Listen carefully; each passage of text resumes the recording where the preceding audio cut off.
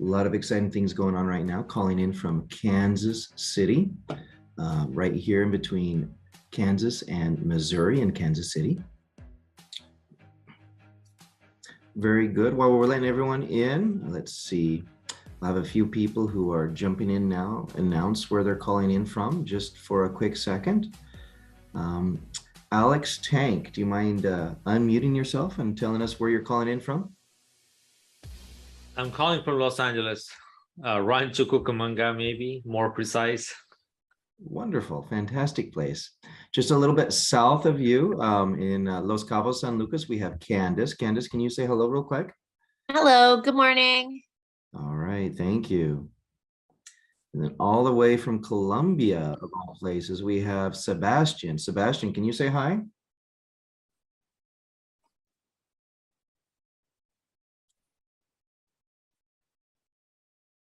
Let's see, Sebastian, if you can get your mic to turn off and say hello.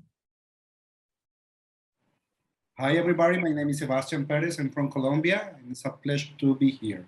Fantastic. So we've got Los Angeles, we have Los Cabos, and we have Colombia. My goodness, we're covering the West Coast today. That's fantastic. Hey, I want to chime in. I'm from Utah. We're moving east. Look at that. Very nice. So Utah, and then today I'm in Kansas. Let's see. Fireflies AI. I know that we've had you announce yourself before. I just can't remember where you're from. Now we have Pierce York. He's a little bit closer to you, Alex. Pierce is jumping in.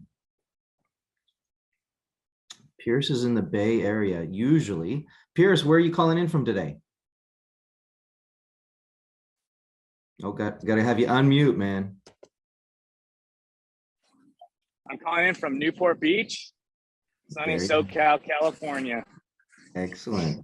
Are you going to show us all those beach balls? There's a couple. Waves are starting to pick up a little bit, so yeah, it's pretty awesome. Where are you calling in from?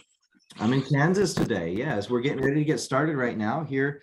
In one more minute, we're going to get rolling with the vision and everything else that we have going on today. But we have Alex Tank from Los Angeles. We have Sebastian from Colombia. We have Candace from Los Cabos, San Lucas. And we're starting to get a full room plus a very large Facebook following. So, you know, I think giving everybody just one more minute, we can get going. Can you tell us what the weather's like there at Newport?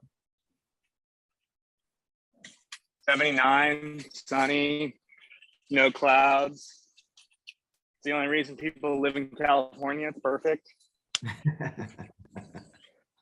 Definitely not for the taxes, right? Yep, only not for the taxes. But you know what? We have a solution for that, don't we? That's right. And I think we might as well get rolling into that real fast. You know, we are here today helping everybody. Brett had to be excused. His plane was delayed, so then he's not going to actually arrive on time in order to jump on the call until a little bit later. So while we're waiting for Brett to get here, we'll talk a little bit about what has brought us together and why we meet every Friday. Brett, Pierce, and myself, we help individuals who have highly appreciated assets understand how to transition that asset into something else. Oftentimes that means that they're selling something. It might be their personal home, might be an investment property, might be cryptocurrency, could be a business or shares in a business or warrants for the shares of a business. It could be any number of assets that would otherwise show up on your balance sheet or your personal financial statement that if they are highly appreciated and you'd otherwise incur a lot of taxes if you were to sell that asset, we can help you do that without recognizing that transaction as taxable income for this year. Now, Brett, what is an appropriate deal size for us to discuss the Deferred Sales Trust? We talked about all the different types of assets that somebody can sell, but what is an appropriate sales amount? What's the appropriate, you know, basis so that we understand what the tax paid might be? I'm assuming you meant Pierce because I think Brett's still on the airplane, but yes. I mean, Brett's coming in, but you know what? Brett's here in spirit, and this is his answer if you want to hear it. So we have $1 million net proceeds and $1 million gain minimum. And the reason is because we need there to be enough pain or you need to have enough paint in the tax in order to kind of have it make sense.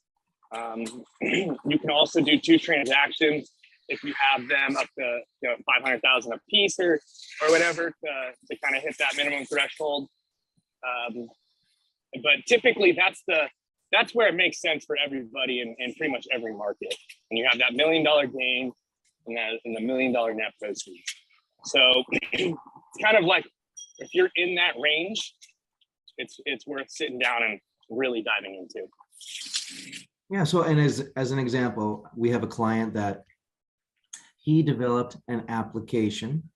It's a really unique application. It's an application that's used so that government agencies, instead of you having to stop at a road toll and physically manually take a ticket and then pay with your credit card or pay with money and take all the extra time and kind of back up the lanes.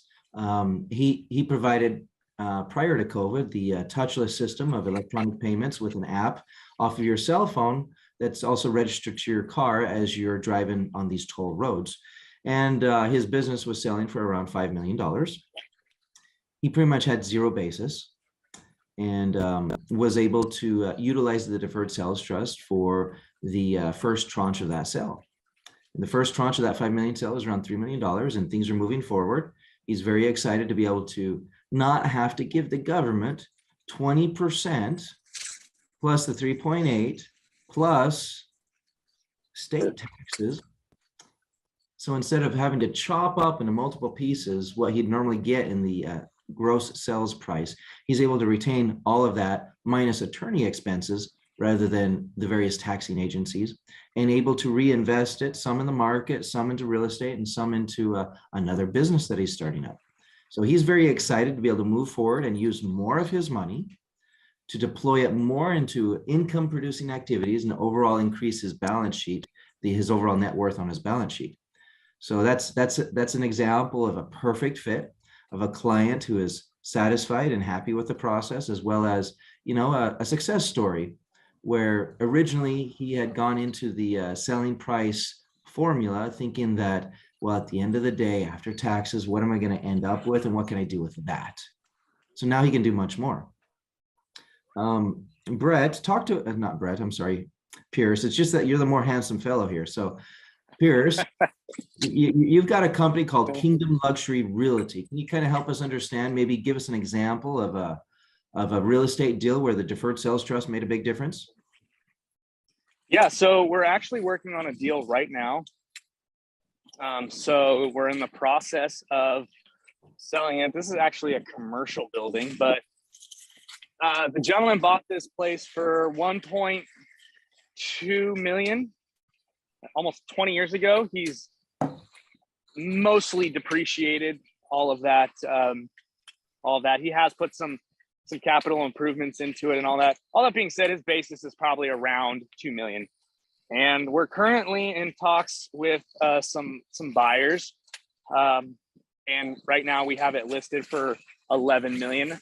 I think that is a little bit high, if I'm being honest. But if we're getting anywhere around that 9, 10, 11 mark, that's going to be a pretty significant gain. We're looking at, you know, $6 to $8 million gain. And we do live in California out here. So that's going to be probably around that 40% tax mark. So on that, you know, we'll call it $8 million gain. Yeah, let's do a little math just real fast. I'm going to throw in $8 million. And then what's the first tax I'm going to take out of that if they didn't use the Deferred Sales Trust? Oh, then he's got the federal. So we got 20%. 20%. All right. Plus So some depreciation recapture. So 1.6 off the bat, 1.6 million, 20% federal capital gains tax rate. And then what is this depreciation recapture, Pierce? Tell us. Depreciation. Yeah, depreciation recapture is where the government comes back and takes depreciation that you've taken and they tax it at 25%. And they put it back into your basis. So over the years, so let me just go over this real fast, because a lot of people here might be passive real estate investors and they might have multifamily or duplexes or whatever, right? If I've been depreciating to offset my income, if I've been depreciating my asset over the years and I go to sell it, the government comes back and taxes me on that depreciation benefit that I had all of those years. Is that right, Pierce? At a higher tax rate than the capital gains tax rate. Okay. So I have the 20% on the basis, and then I have, did you say 25% on the depreciation recapture? Yeah.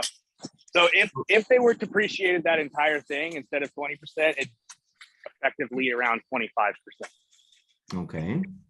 All right. So my taxes are my tax dollars that I'm gonna have to chop up and give to the government agencies are going up. What's the next tax that they would be subject to? Yeah, the California state income tax. Oh State my. tax. Now, state tax does think- not recognize a favorable Yeah. capital gains tax rate. It's all ordinary income in California, right? Yes. So that's at 13.7%, I believe.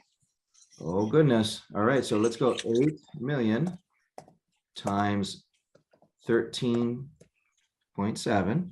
That's 1,096,000. So 1,096,000 plus the 1.6 million plus the depreciation recapture.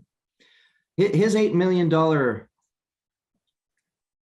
capital gain, or his $8 million, hey, earnings or growth on his asset is starting to shrink quite a bit. We're already we're approaching $3 million down in just taxes. Yeah. And then you have the Obamacare, which is around that There's another 3.8, the Medicare tax or the Obamacare tax, right? So let's see what 8 million by 0.38. That's another 304,000. So literally, and I'm giving us a little bit of a buffer, not knowing exactly how much was depreciated on the 25% mark. We are over $3 million lost out of that 8 million just to taxes, because the properties in California is subject to all of these other taxes that most people, they may be aware of the capital gains tax rate, but sometimes they forget about the Obama tax, the depreciation recapture, and the state income tax, right? Yes. As a luxury realtor, Pierce, what is the biggest obstacle for people in selling property there in California? We're talking about this current market. Well, speaking in general, when you go to try and list somebody's property, what is their biggest hesitation? I mean, they're usually looking at that net number, right? Yeah, a lot of times sellers look at the net and they don't factor in the capital gains tax at all. And in California, especially down here in the coastal region, right, on the luxury side, values have appreciated pretty significantly.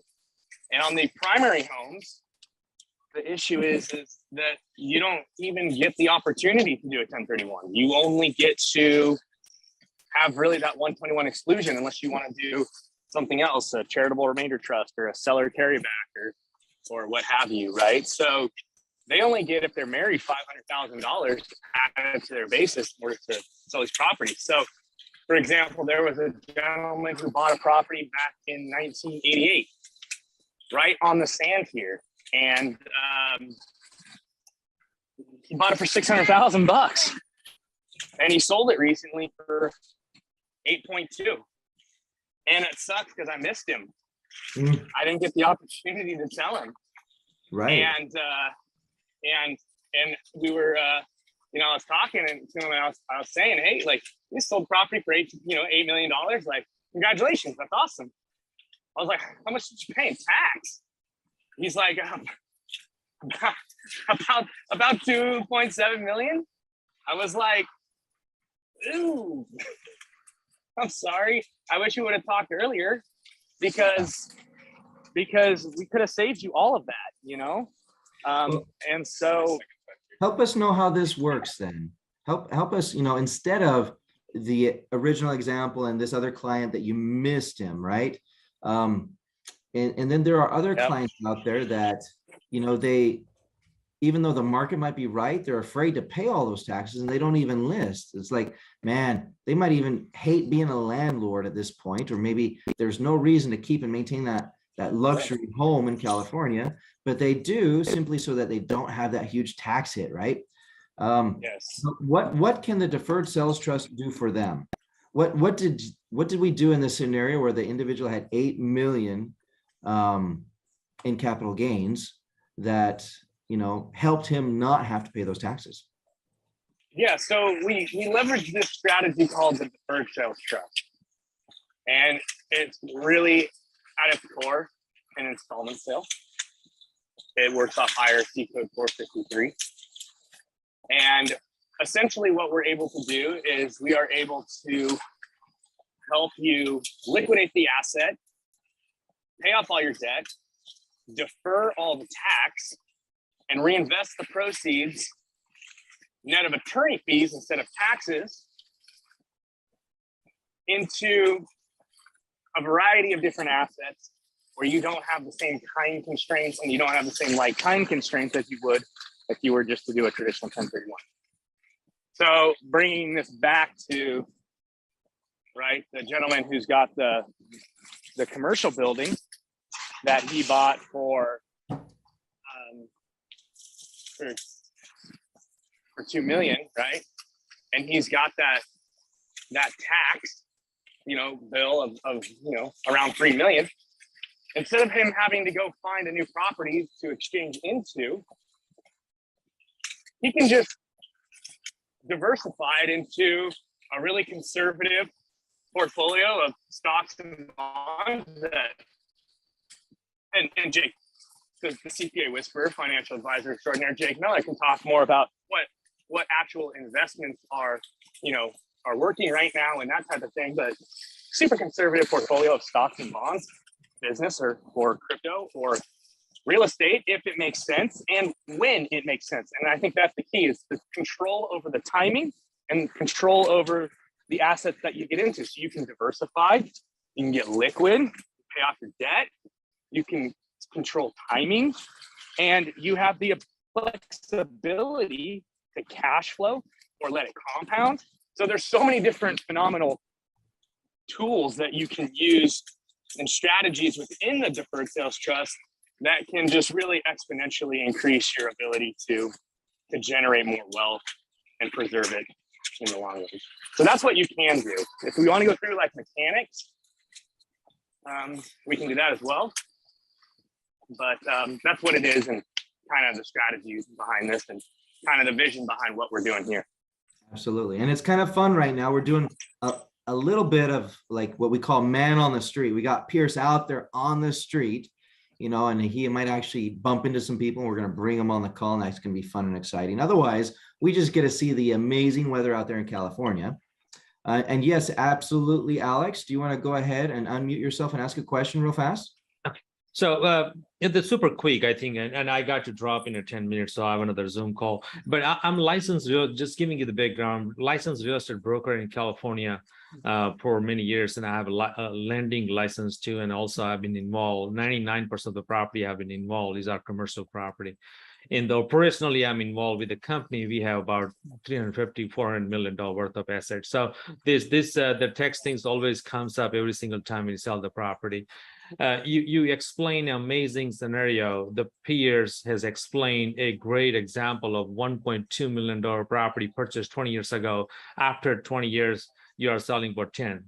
But could you factor in, let's say you refinance after first 30 years, and the 5th year you refinance again, and the 10th year you refinance again, and then now you have barely 15% equity of the selling price, how the DTA is going to impact and the tax thing is going to impact. I was trying to learn a little bit more. If the time is short, then maybe you can send me the Excel spreadsheet and I can discuss after this call. Thank you. Yes, well, and we can also, so Alex, stay on the line, don't go away.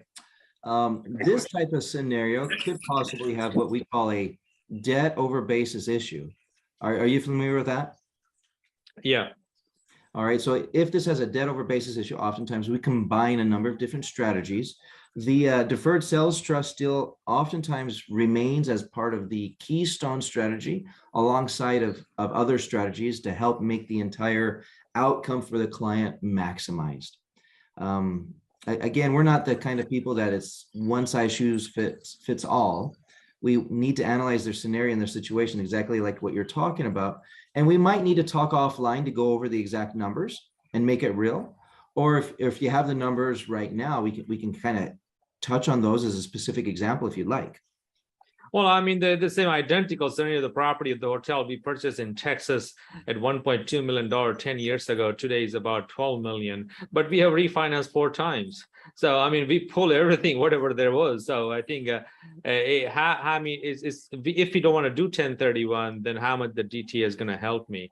So, I mean, I have learned, I've known about DTS for many, many years, but never use in an extensive basis, or we haven't created a template of the transition of DTS rather 1031. So one of the important things, because there are some areas where things become less beneficial, we like there to be at least $1 million of net gain above basis, right?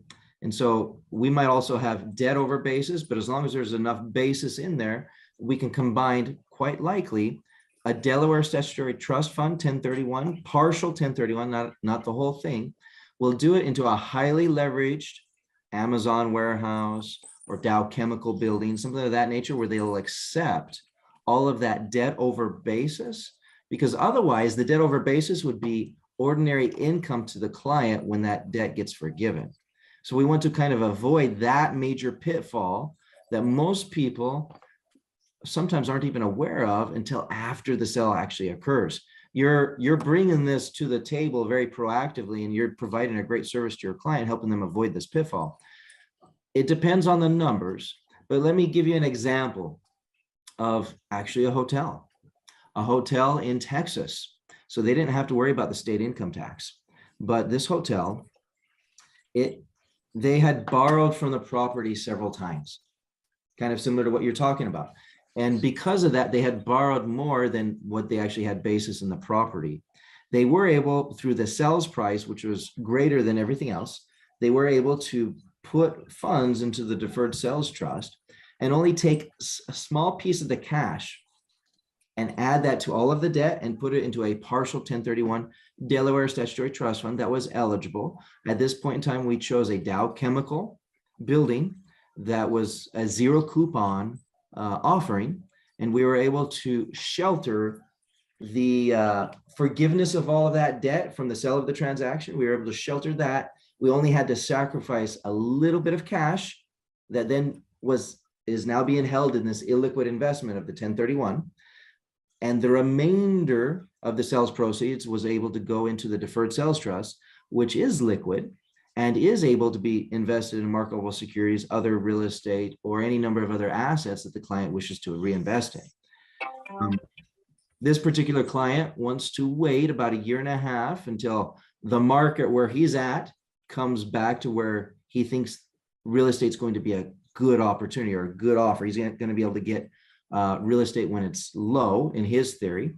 And so in the meantime, we're investing largely the proceeds in marketable securities in such a way that at any given point, it's not, a down market's not going to affect him. If he should need income from it, we have these dividend producing, kind of like the top 40 picks based on his risk tolerance of dividend stocks that is suitable based on his criteria. And that's a short-term play until the next real estate opportunity comes along. And so that's kind of what we're doing with them. Go ahead, Pierce. I think also it depends on how many partners you have too in that deal, right? Like if you've got 30 people in on that deal, right, and you've refinanced all the way up, and you've pulled, $10 million out, and you've only got $2 million left, but you've got 30 people. It's less than at that point, because each person would have to do their own DST, and then at which point the numbers don't really align. If you got 2 people and you've got $2 million left, and each person does one of $1 million, well, that makes a little bit more sense, right? If you've got 600, or 6 million, and you've got 6 million in equity and only 6 million on debt, and you've got 30 people, well, it seems to make more sense. At least that's like, depending upon who wants to do what, or whatever, that might be 500. That still might be too low. So it really just depends on, I think, the number of people in the deal, as well as how much you've actually refinanced out and what you currently owe. The other thing is if you guys could, and you have liquidity somewhere else and you could pay off the debt, you could save yourself a bunch of tax and put everything into the, the DST, and you could save yourself a ton that way as well, and pull some things around. So just some thoughts and some options on that. We don't know your numbers, but yeah, some variables that might change the scenario. Well, and Pierce, I think this is a good segue. What are some of the common pitfalls of when the DST is not a good fit? Yeah, so it's not a good fit when you don't have a high tax, a super high tax. It's not a good fit if you are really under that $1 million net proceeds, $1 million gain. It's not really a great fit if you want to take all the money out and not reinvest it. If you want to go buy a Ferrari and a boat and a primary residence, I don't know why anyone wants to buy a boat. Those things are money pits. Don't do that. But if you want to just only buy personal stuff and travel and go on vacation and not reinvest the funds, then it's not really a great fit. And I'll also throw this out there. It's not a great fit if you have a zero risk tolerance and you just want to keep things in cash. Because if you don't reinvest the funds, I had a client who was going to have to pay $700,000 in capital gains tax on the sale of this lot, but they would not reinvest the money. They just saved. All they did was save their whole life. They saved. They invested in nothing.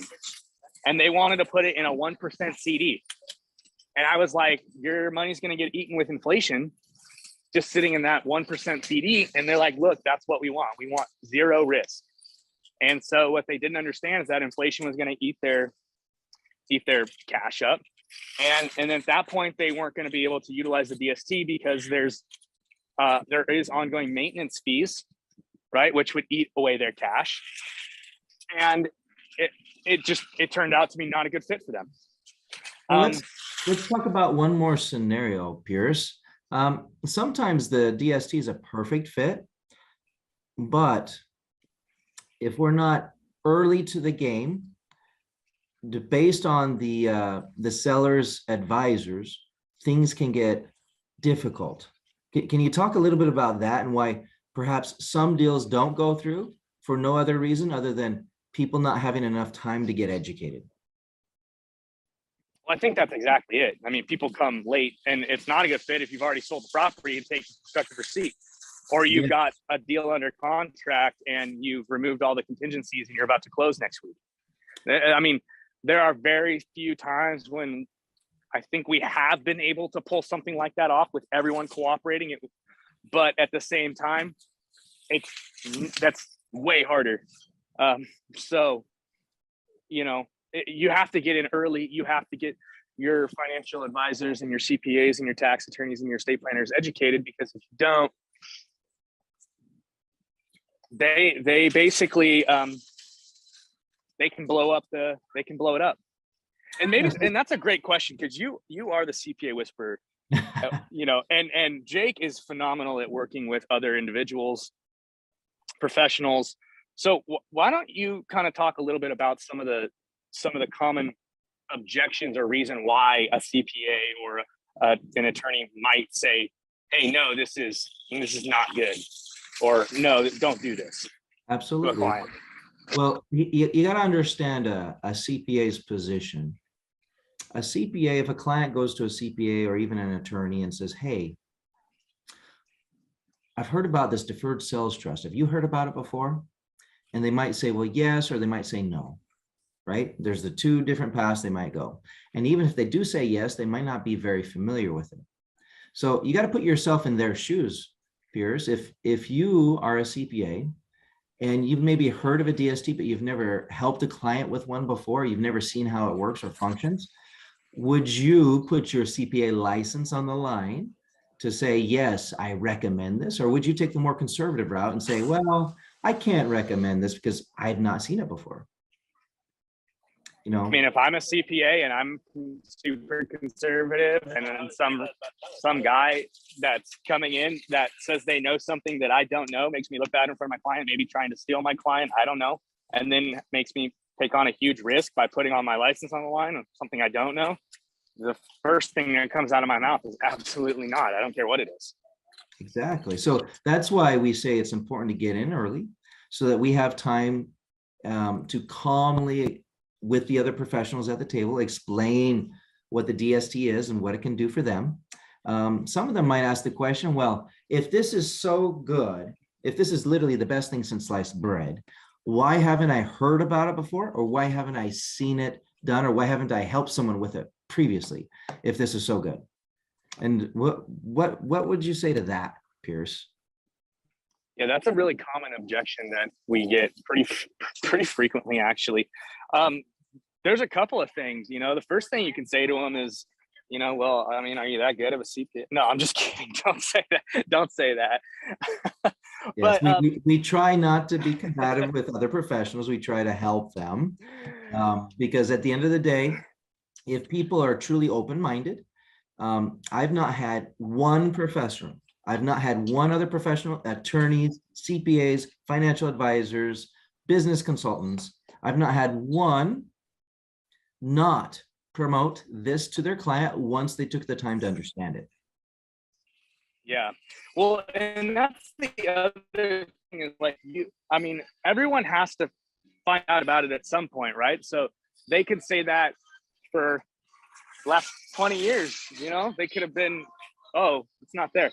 And I got this gentleman right here who's just cruising on the bike. Love it. Love it. In the dream. Yeah. But they're gonna have to find out about it at some point, right? So they're gonna drop that objection no matter what. Why haven't I heard about it? Why haven't I done this before or whatever? And the answer is from the law firm's perspective that created it, there's a very specific reason why they walked this balance of trying to protect it but still market it. And the reason why they keep it so protected is because they don't want people just coming in and blowing it up, by messing it up, by not understanding it. And so Jake, maybe you can talk about the efficacy of it in the audits and the IRS and everything that's been done with this thing, because it's pretty remarkable. Yes, well, and absolutely. Let's just touch on the time frame a little bit. Oftentimes we like there to be 60 to 90 days.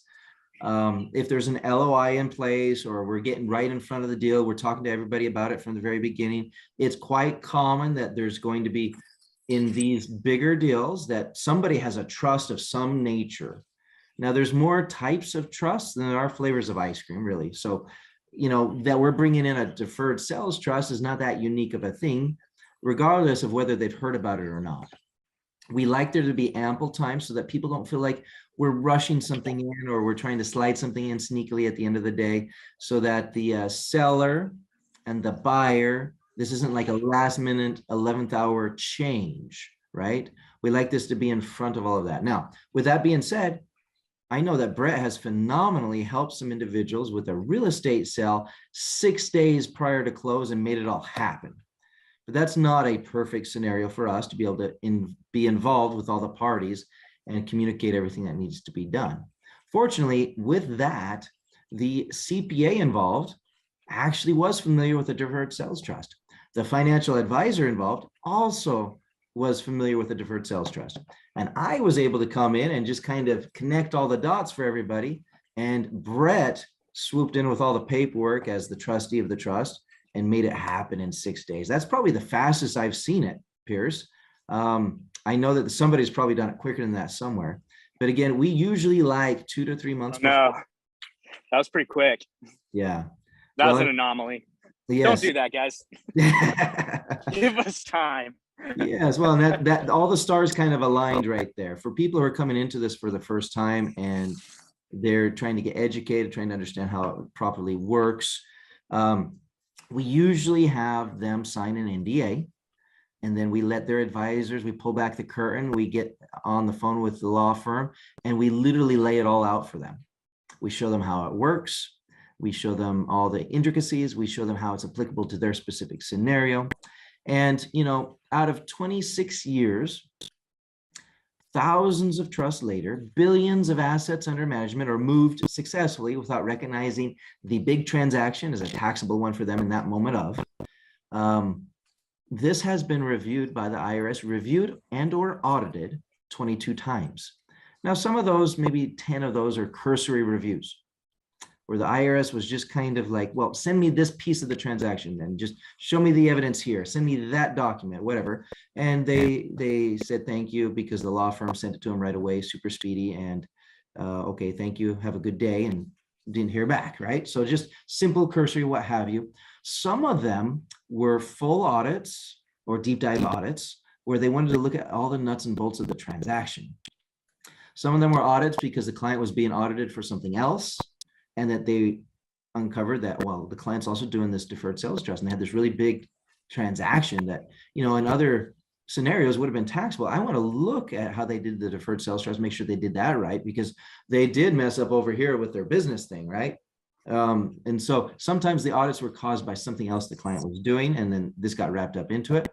But perhaps one of the largest audits was a $120 million skyrise building in California.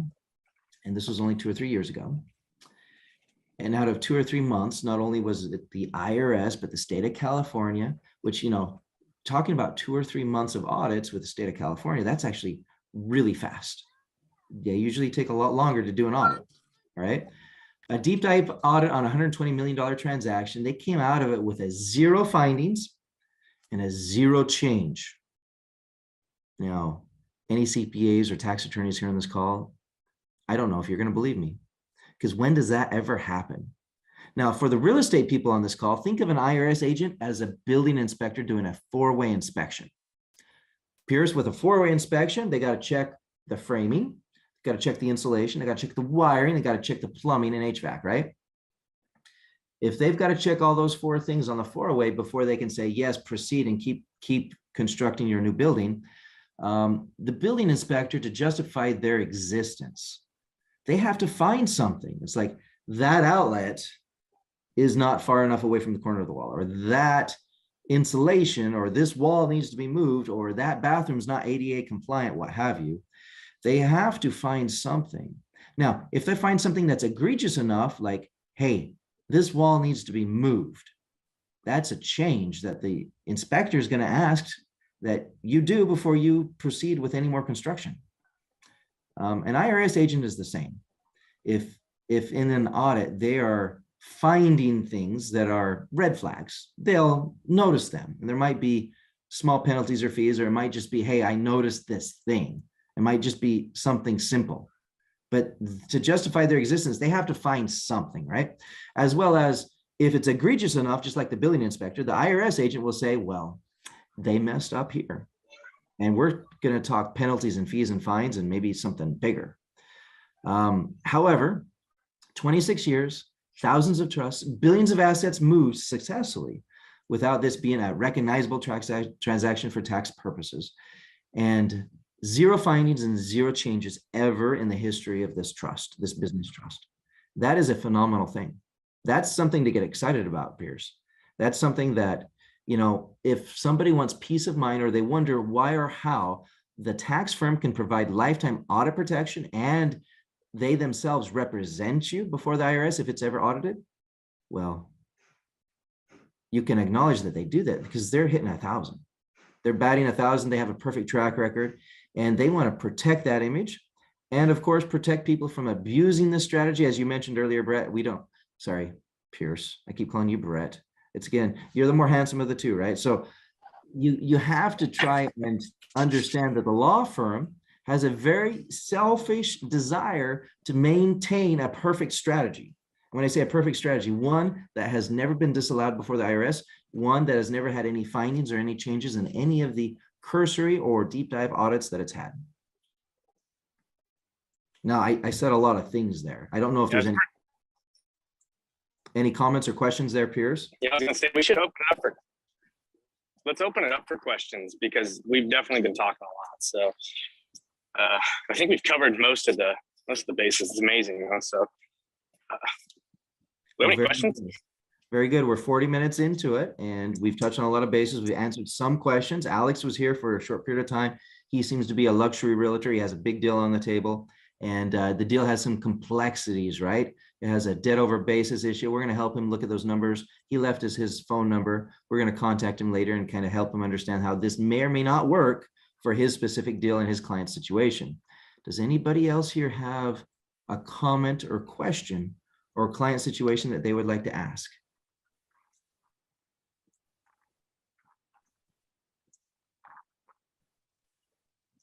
We've got a lot of people on the West Coast here today. We got some people from Middle America, or what do we call us here in Kansas?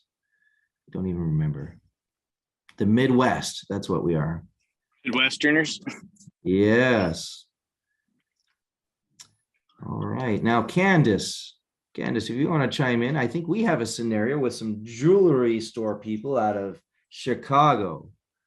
Are you there? Yes. So Candace, if one of these fellows wants to sell their jewelry store, one of their jewelry stores out of Chicago, because they have some businesses down in Guadalajara, they have some businesses in other places. What are some of the first things we should ask them to see if a DST is a good fit? Or maybe what questions would you have in talking to them about understanding whether the DST is a good fit? Well, a few things that we're going to want to find out are what are their long and short-term goals? How do they want to go about structuring their reinvestment? What's their net worth? What tax brackets are they in? Where are the assets going to? Do they have a set plan for where they're already going? Are they looking for something to do with those funds? We want to make sure that we're finding out what their goals are, because every client's going to have different goals. And that really determines how best we can help them. Absolutely. You touched on something really important. The fact of, in the very beginning, somebody's going to sell their property. We need to ask them, well, what are you going to do with the proceeds? If they already have a plan or an idea of what to do with those proceeds, well, we need to make sure that that fits or is in line with the DST. Otherwise, it's a no-go, right? As Pierce mentioned earlier on, if somebody just wants to buy a Ferrari and a boat and a new house and like spend all the money immediately, well, we don't use the Deferred Sales Trust to spend money. We use it to reinvest the proceeds and do it in such a way that we don't have to recognize the transaction as taxable for now. These individuals, fortunately, we've been talking to them for a little bit, those folks in Chicago, and they are quite the entrepreneurs. They seem to have a little bit of the Midas touch in everything that they deal with, no pun intended, since they're jewelers, right?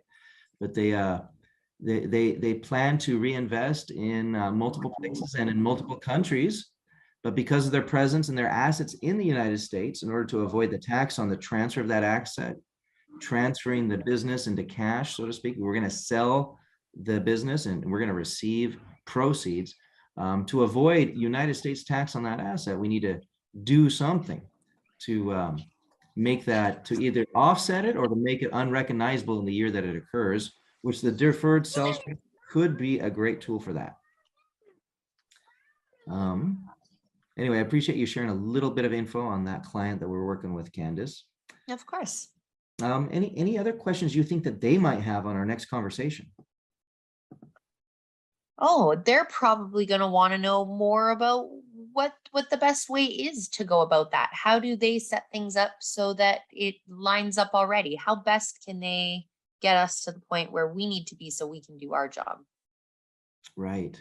So that oftentimes means that we need more information on their deal. And maybe Pierce, can you kind of touch on some of the big points again? So again, first and foremost, when we meet someone for the first time, we're trying to decide whether or not the DST is a good fit for them. We ask them, what are your plans for the proceeds? Do you want to reinvest them or do you just want to spend them, right? What should some of the next questions be that we need to know from them to know if the DST is a good fit, Pierce? What are your time horizons? Yep. If there's an LOI already in place, if the deal's already happened, or if it's going to be in 1 or 2 years or 1 or 2 months, right? Yeah. And then if there is a contract or an LOI in place, right, have contingencies been removed? I think that's another really important question. Yeah. So even if money hasn't transferred, it is possible that the deal is done. and that legally they are, legally they've taken contractual receipt, even if they haven't received the money yet. So we have to be aware of that term.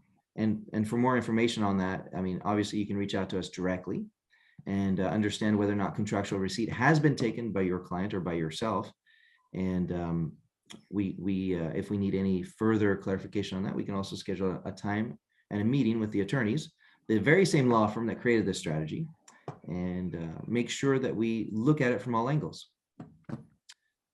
Pierce, if somebody like Alex, who left us his contact information, if somebody else here or somebody who views this later wants to reach out, how do they reach you? Yeah, you can find me on my website at kingdomluxuryrealty.com, and you can get in touch with me there. We also have a podcast that Brett and I do a co-host with, that you can learn a whole bunch of different stuff from some awesome guests. And you can find that on iTunes or Spotify or wherever you download podcasts. So you can find us there. It's called Capital Gains Tax Solutions Podcast. And rate, review, subscribe on that. Comment, post, all that good stuff. And you can definitely find us there as well. Very good. Wonderful. That's kingdomluxuryrealty.com, right? Yep. Very good. Awesome. Now, if people want to reach out to Brett, he's got a little booking tab on his website, which is capitalgainstaxsolutions.com. And if you'd like to reach out to me, strategictaxsolutions.com or 1-800-773-1848. Now, if we were just to repeat what our vision is really fast, Pierce, what kind of final message on our vision can we leave everyone here today? The overarching vision of the strategic alliance and the companies, or this mastermind? This mastermind with a DST. Yeah, so the vision for this is to provide a platform for us to come together, answer questions, explain and educate on the Deferred Sales Trust, also to get to know one another and provide just a group of people to come together to solve problems, bringing up, real live deal stories like Alex did is a great place. This is a great place to do that, because we can talk through different solutions, different, whether or not this is a good fit. We can all learn and grow together. So that's the vision here. Absolutely. So anybody with a highly appreciated asset, be it real estate, be it cryptocurrency, be it a business, whatever asset that otherwise would fall in your personal financial statement, could be a copyright, could be a book, could be a music label, could be all kinds of fun things. If this is going to be a highly appreciated asset where over $1 million sales price and over $1 million net gain, and the tax paying is sufficient enough that you'd like to be able to reinvest those dollars rather than paying them to the various government agencies, let's talk about how a deferred sales trust can better serve you. Come to this panel discussion. Alex asked if he could ask a question, and of course, that's why we're here today, not only just to talk, but to talk about your real life cases and deals and your clients' deals. So please come next time, every week, every Friday. Here we are. Subscribe, view, hit the little like button, and tell your friends. Thank you. Thanks, everybody. Have a good one. Bye-bye now. Bye. Bye-bye.